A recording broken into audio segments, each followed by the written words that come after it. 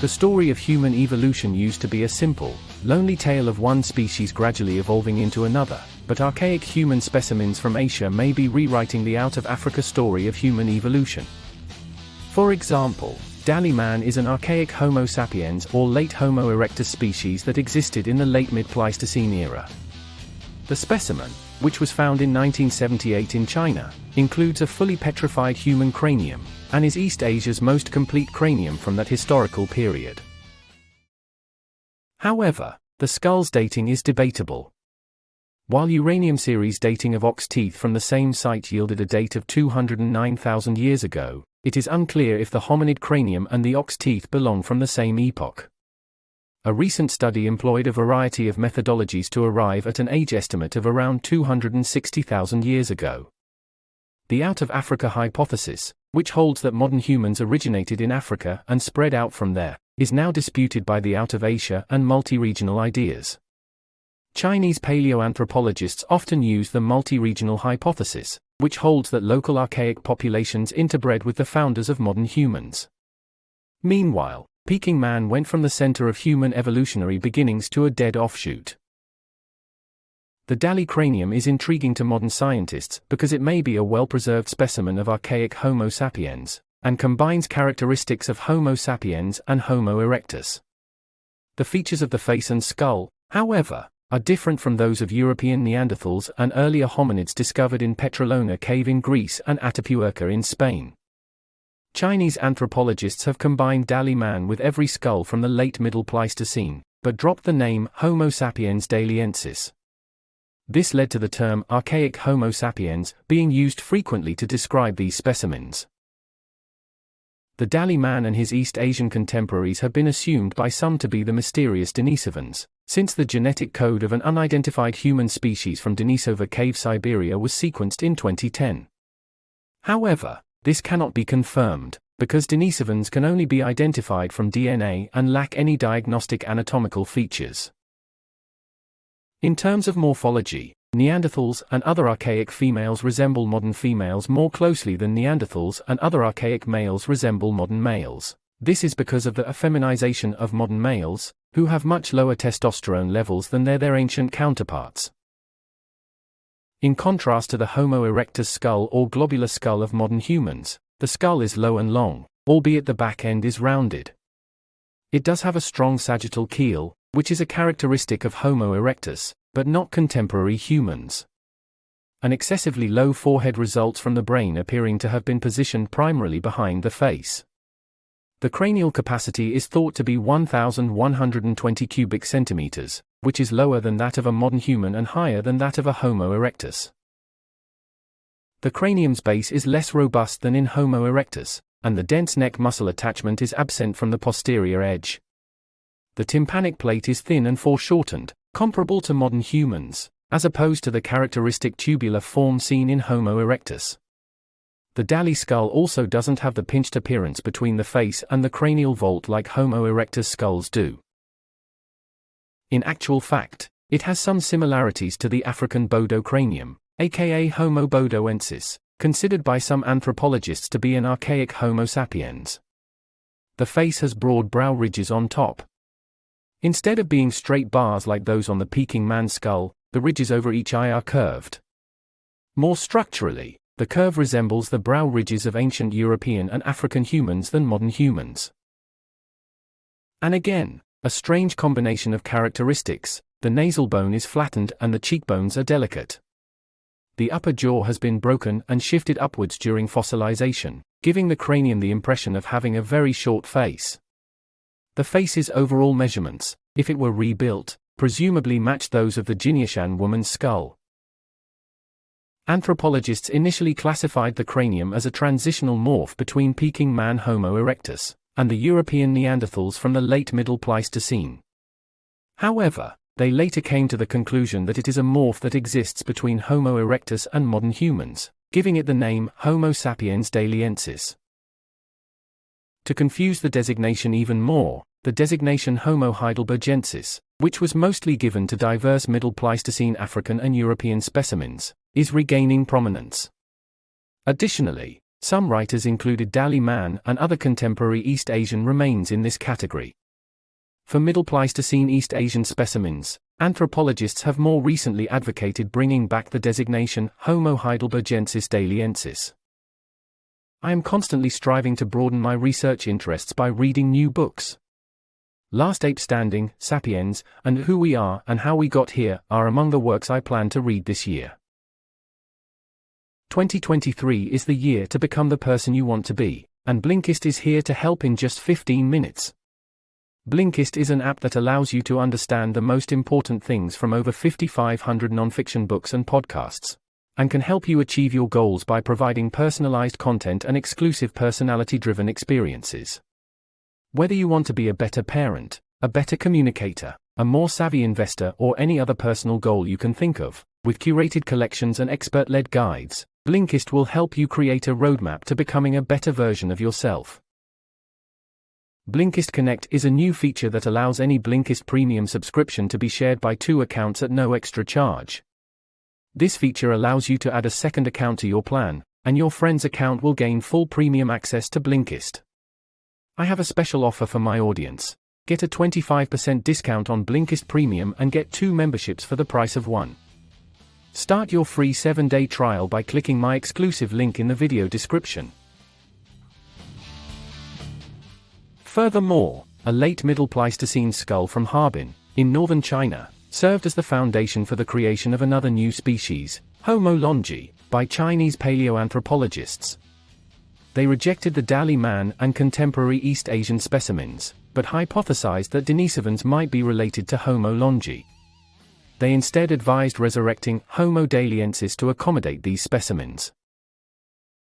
Another collection of early human skulls has been tentatively paired with the Dali find.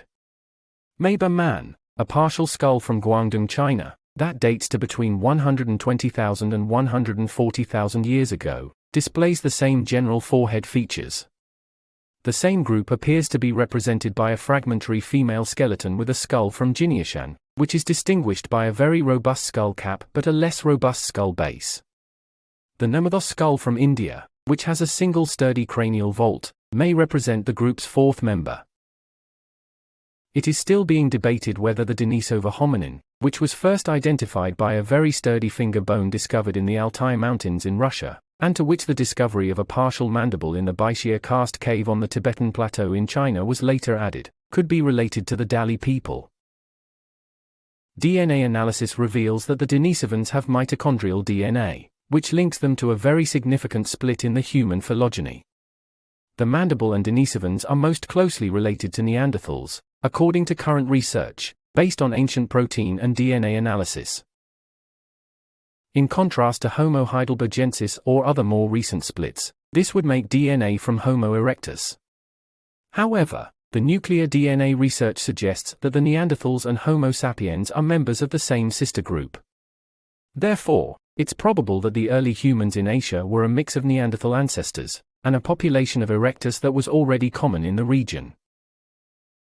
Another Chinese Middle Pleistocene paleoanthropological site, called Jinniushan, which dates to about 260,000 BP, is also known for its ancient hominid fossils. The hominid fossils in Jinniushan actually all come from the same individual. Due to the size of the fossils, it was first assumed that they belonged to a male individual. But the fossilized remnants actually came from a female specimen, according to later examination. The Jinniushan specimen is the largest female specimen ever found in the fossil record, with an estimated body mass of 78.6 kilograms, about 173 pounds. The next largest female specimen ever identified, dating to the early late Pleistocene and weighing an estimated 74 kilograms, about 163 pounds, was unearthed at Grotte du Prince in Monaco. The size of the Jinniushan specimen is not surprising because human body size peaked during the Middle Pleistocene, and it was discovered in a region with a high latitude and a frigid climate. According to evolutionary rules, the massive body, wide trunk and short limbs of the Jinniushan female are to be expected. This is because earlier hominins relied more on their physical makeup to adapt to the cold and their technical cultures were less developed than those of later hominins. The Jinniushan specimen belonged to a prehistoric specimen with characteristics of both Homo erectus and Homo sapiens. Although the Jinniushan specimen is more gracile than the Dali specimen, this difference can be attributed to sexual dimorphism. The Jinniushan specimen has a thinner cranial vault and supraorbitals than the Dali specimen. The external skull of Jinniushan is the same size as that of Dali man, but because the bones of Jinniushan are thinner, the Jinniushan specimen has a bigger brain volume than the Dali specimen. Both specimens share flat, broad faces. The estimated cranial volume of the Jinniushan specimen is 1,330 cubic centimeters. The estimated value of the encephalization quotient, the ratio of body mass to brain size, is 4.150. Both fit the pattern of rapidly growing encephalization quotient and brain size seen in Middle Pleistocene remains. The final archaic pre-modern hominid specimen from China is known as Maba man. Its bones were found in caverns close to the town of Maba, in the northern region of Guangdong province. The specimens are made up of some face bones and brain case fragments. Researchers were able to identify this individual as a pre-modern human, possibly an archaic human, from those bones. He or she, as the skull bones can't be used to determine gender, would have been alive some 200,000 years ago. According to many sources, the remains of Maba man are those of an ancient Homo sapiens or an Asian variation of Homo heidelbergensis. Maba man was classified as a form midway between Homo erectus and Homo sapiens. More investigation into the Maba cranium revealed that the fossils were a skull cap and pieces of the right upper face, with the nose remaining partially attached. The prominent brow ridges that formed an arch above each eye, and the low and thick skull bones allowed scientists to draw comparisons to Homo erectus. However, despite this, the brain appeared to be larger than Homo erectus, but precise measurement of cranial capacity is not possible because of the incomplete base of the skull. Maba man displays traits of Neanderthals, contemporary humans, in addition to those of Homo sapiens, Homo heidelbergensis, and Homo erectus. The Maba man's upper face morphology is similar to Neanderthals, with a large nose and thick parietal bone, if the reconstruction of the skull is correct. The estimated cranial capacity given to the Maba man is 1,300 cubic centimeters, despite the fact that we lack an exact measurement. This is within the range of cranial capacity shared by contemporary people and Neanderthals. The potential of Maba man being a middle-aged male is suggested by the almost entirely fused main cranial sutures, less obvious muscle crests, and the rough exterior surface of the skull. Maba man also displays a 14 mm long crescent scar on the extracranial surface, posterolateral to the right frontal tubercle. There is a hump roughly the same size on the intracranial surface located at the same location. The inferior lateral orbital edge of Maba man is one characteristic that deserves attention. Maba man possesses a sharp margin, in contrast to the majority of the other Pleistocene Chinese hominid specimens, which have rounded margins. However, it is difficult to date the Maba man human fossil. It may have existed between 300,000 and 130,000 years ago, during the Middle-Late Pleistocene transition, or during the Late Pleistocene. The original stratigraphic segment is in a deep narrow cleft, the age of which cannot be determined with precision, hence the dating is dubious. Current chronological information is derived from a vertebrate tooth and a south branch cave, both of which are located 30 meters away from the location of the cranium. The owner of the skull also received a blow to the head. Someone may have cracked the head of the ancient early human known as the Maba man during a long-ago fight. This skull has a healed lesion that may have resulted from extreme trauma, yet it was not severe enough to have killed him. Researchers used computed tomography scans and high-resolution photographs to get a close-up look at the unusual formations on the left side of the forehead, decades after the skull bones were found. The skull features a little circular depression that is roughly half an inch long. The skull protrudes inward into the brain cavity on the bone's opposite side from this indentation. The only explanation left after ruling out genetic anomalies, illnesses, and infections as potential causes of the lump was that Maba man banged his head. But that is the extent of the certainty. The scientists assert that all they actually know is that the prehistoric human took a blow to the head.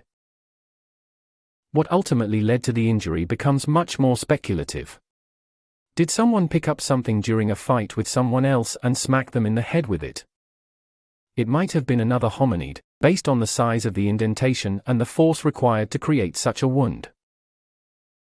People are social mammals, and because of this, we sometimes act aggressively toward one another. This is another instance of a really nasty injury with the victim surviving for a very long time. In fact, it may possibly be the oldest case of interhuman hostility and human-induced trauma documented, and this wound is extremely similar to what is witnessed today when someone is struck forcibly with a large blunt item.